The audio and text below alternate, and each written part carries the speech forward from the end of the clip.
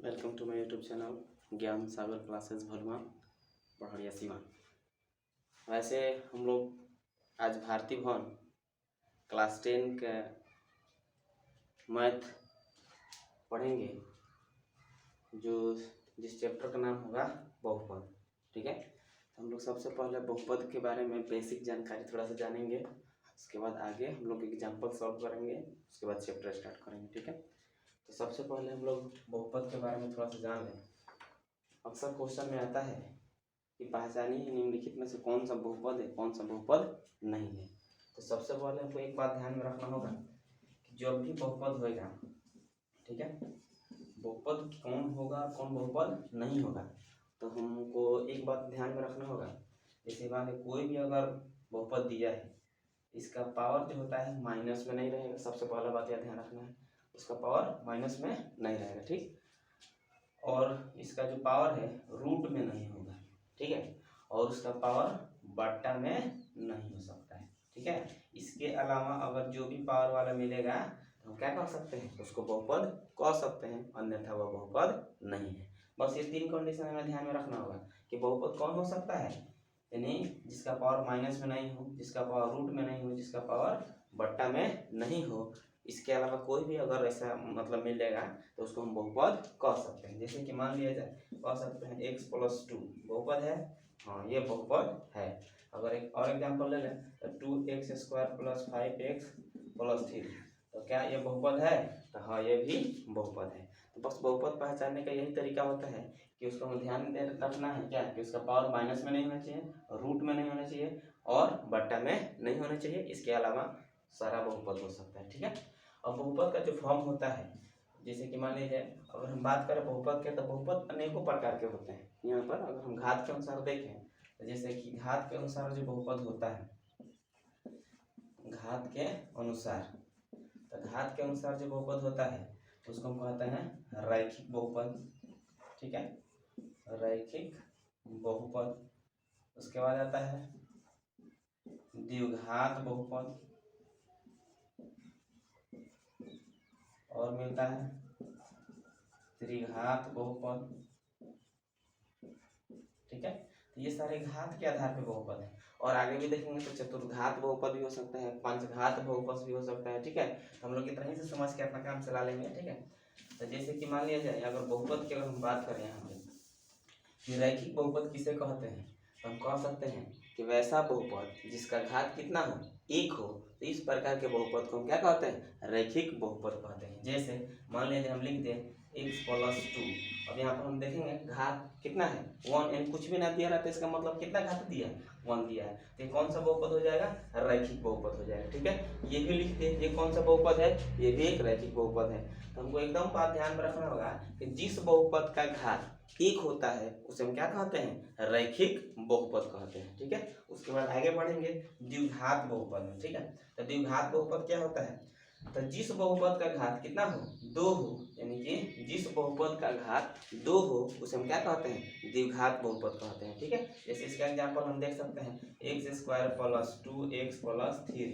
यहाँ पर कुछ भी एग्जांपल हम ले सकते हैं, यानी कि हमें घात कितना यहाँ पर मिल रहा है, 2 मिल रहा है ना। तो जिस बहुपद का घात 2 हो उसे हम क्या कहते हैं, द्विघात बहुपद कहते हैं। ठीक है, तो यहाँ पे ये क्लियर हो गया।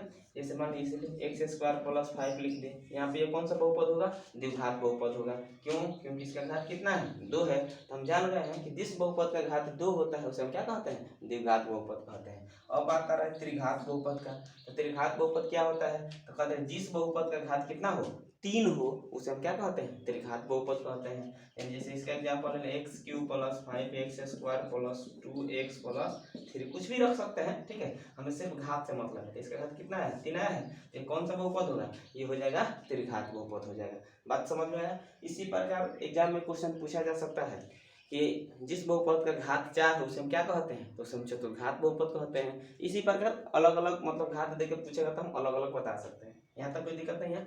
एक बार एग्जाम में पूछा भी जाता है कि जिस बहुपद का घात 1 हो उसे हम क्या कहते हैं, रैखिक बहुपद कहते हैं। तो ये तो हो गया हमारा घात के आधार पर। ठीक है, लेकिन पद के आधार पर भी आता है। तो जैसे कि मान लीजिए हम कहते हैं पद के आधार पर, पद के आधार पे होता है एक पदी बहुपद, ठीक है, द्विपदी बहुपद, ठीक है, द्विपदी बहुपद, और आता है त्रिपदी बहुपद, ठीक है। इस प्रकार और भी सारे पद में आ सकते हैं, ठीक है। तो इसका मतलब क्या होगा, इसका भी नाम ही कौन सा डेफिनेशन इसमें है, जैसे पद एक पदी बहुपद, तब ऐसा बहुपद जिसमें पदों की संख्या कितना हो, एक हो, तो इस प्रकार के बहुपद को हम क्या कहते हैं, एक पदी बहुपद। जैसे लिख दिए एक्स, इसमें कितना पद दिख रहा है, एक दिख रहा है, तो कौन सा बहुपद हो जाएगा, एक पदी बहुपद हो जाएगा। मान लीजिए 2x, ये कौन सा बहुपद हो जाएगा, एक पदी बहुपद हो जाएगा। क्यों, क्योंकि उसमें पदों की संख्या कितना है, एक है, तो इस प्रकार के बहुपद को क्या कहते हैं, एक पदी बहुपद कहते हैं। अब आता है द्विपदी बहुपद के, तब ऐसा बहुपद जिसमें दो पद हो, कितना पद हो, दो पद हो, तो इस प्रकार के बहुपद को हम क्या कहते हैं, द्विपदी बहुपद कहते हैं। जैसे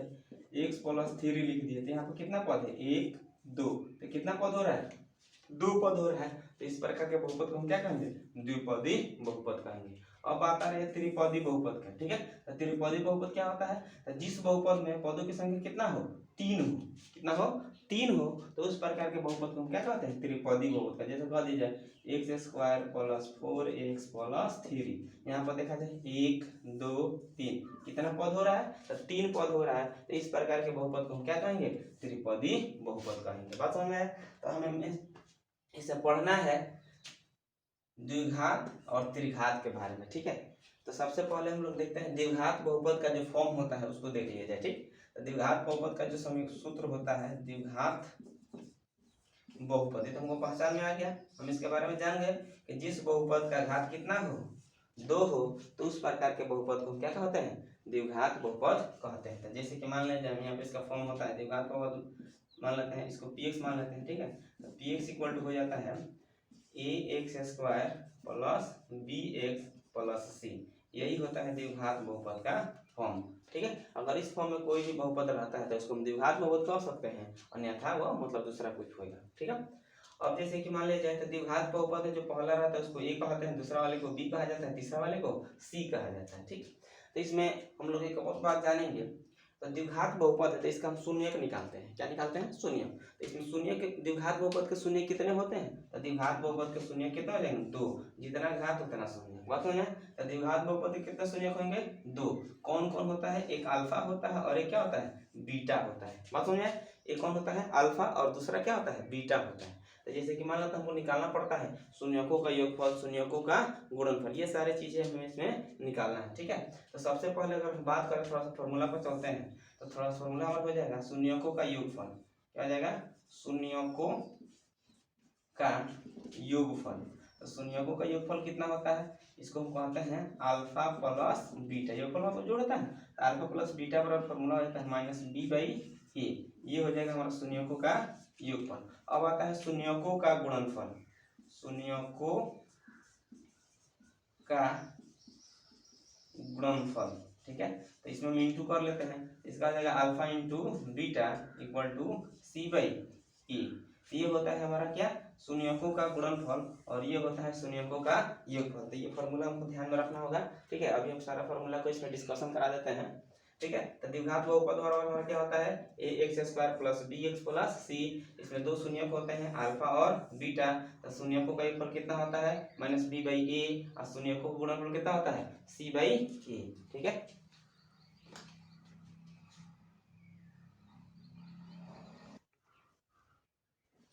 जैसे कि हम लोग जान गए द्विघात बहुपद के बारे में, ठीक है। तो द्विघात बहुपद बराबर सूत्र हम बता दिए ना, क्या होता है, ax² + bx + c, ये होता है हमारा द्विघात बहुपद का सूत्र, ठीक। तो इसमें हम लोग पढ़ लिए हैं अल्फा प्लस बीटा बराबर शून्यकों का योगफल और शून्यकों का गुणनफल, ठीक है। तो ये हो जाता है क्या, -b/a, और ये होता है c/a।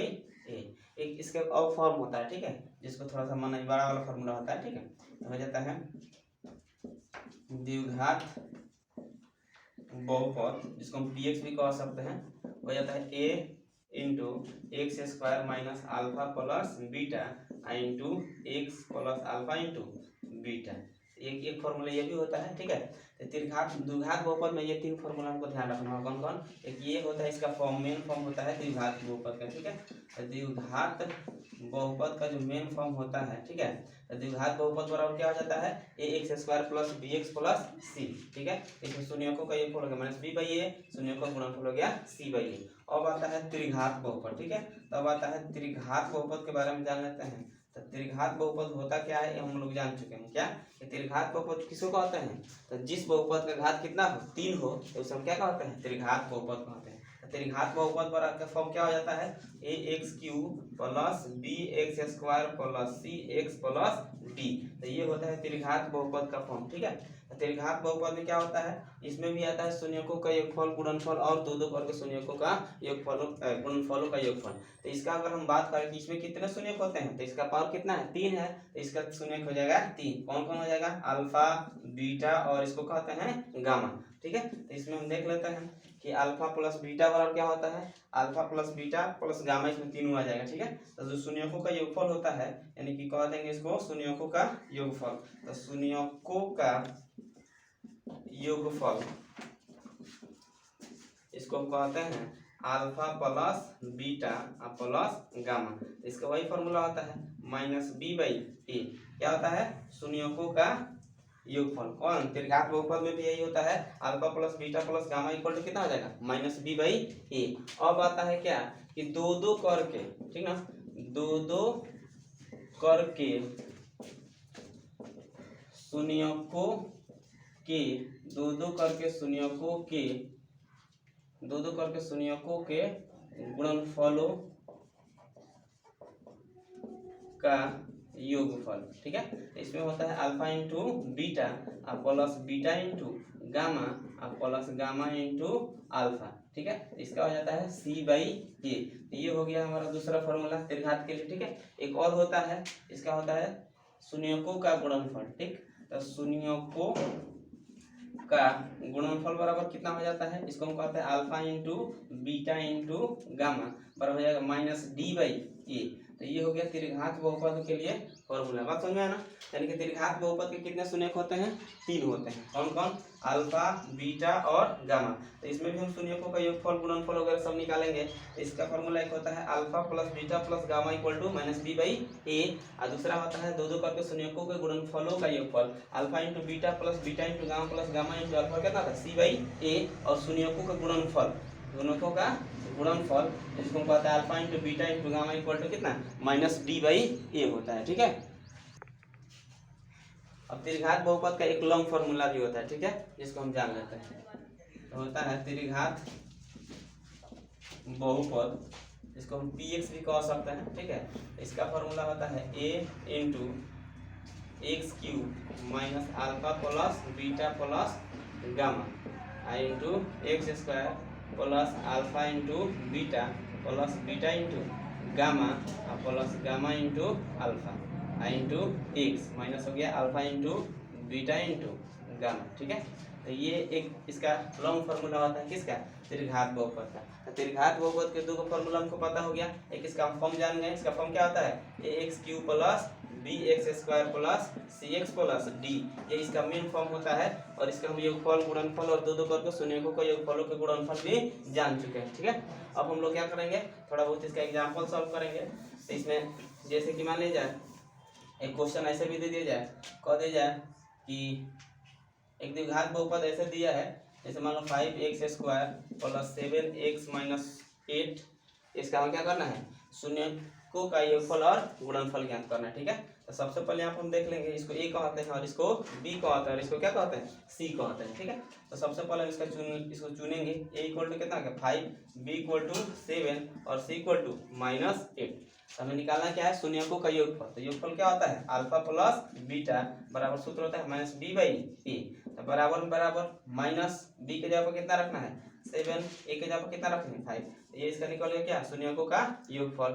और देखेंगे अब से क्या निकालना है? शून्यकों का गुणनफल। तो alpha into beta equal to कितना हो जाएगा? c/a। तो देख लिया जाए, इसका c कितना है? -8 दिया है और a का वैल्यू कितना दिया है? 5। तो ये हो जाएगा हमारा शून्यकों का गुणनफल। तो इस प्रकार हम इसका योगफल और गुणनफल निकाल सकते हैं। ठीक है,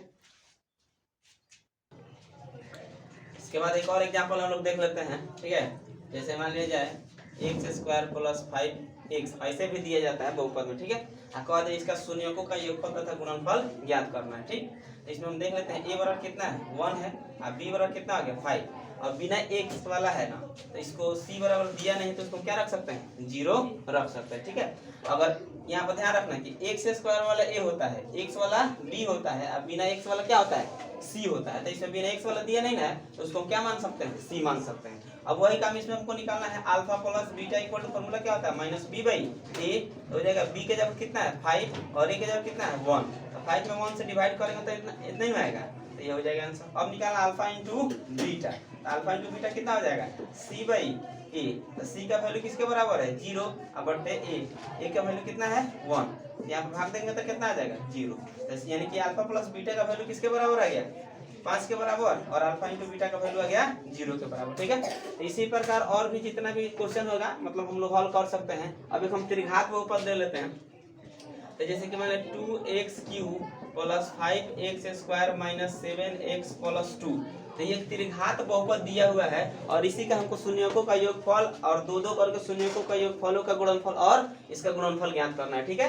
तो इसमें भी वही मेथड अपनाना है। ये पहला वाला क्या हो जाएगा ए हो जाएगा, दूसरा वाला बी, और ये तीसरा वाला क्या हो जाएगा सी, तो सी बराबर कितना है -7 और ये हो जाएगा डी, डी इक्वल टू कितना हो गया 2, यानी कि जो यहाँ पर आएगा इसको ए कहते हैं, इसको बी कहते हैं, इसको सी कहते हैं, इसको डी कहते हैं। तो शून्यकों का योगफल निकालना था, alpha plus beta equal alpha plus beta into क्या है alpha plus beta plus gamma, तो अल्फा प्लस बीटा और गामा क्या होता है माइनस बी बाई ए, यहाँ पर देख लेते हैं बी के जगह कितना है 5, आई के जगह कितना है तो हो जाएगा -5/2 आंसर, ठीक है। अब निकालना है दो दो करके, यानी कि alpha plus beta plus beta into sorry alpha into beta plus beta into gamma plus gamma into alpha, इसका फॉर्मूला क्या होता है c/a होता है, ठीक है। तो यहाँ पर देखेंगे c के जगह कितना है 5, a के जगह कितना है 2, तो हो जाएगा 5/2 ना सॉरी, तो b के जगह पे है ना, तो c के जगह कितना है -7 है, ठीक है। यहाँ पे -7 और a के जगह कितना है 2, तो हो जाएगा -7/2।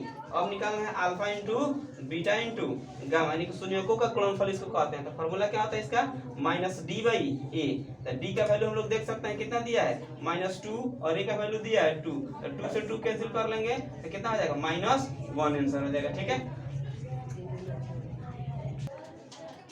ठीक है, यहाँ पे -1 आंसर हो जाएगा, ठीक। यानी इस प्रकार हम लोग को जो भी मतलब क्वेश्चन पूछा जाएगा हम लोग निकाल सकते हैं, ठीक है। इसके बाद हम लोग अगला इसका एग्जाम्पल करेंगे अगले वीडियो में। अगर मेरा वीडियो आपको पसंद आया हो तो लाइक करें, कमेंट करें और अपने दोस्तों में शेयर करें और मेरे चैनल को सब्सक्राइब करें।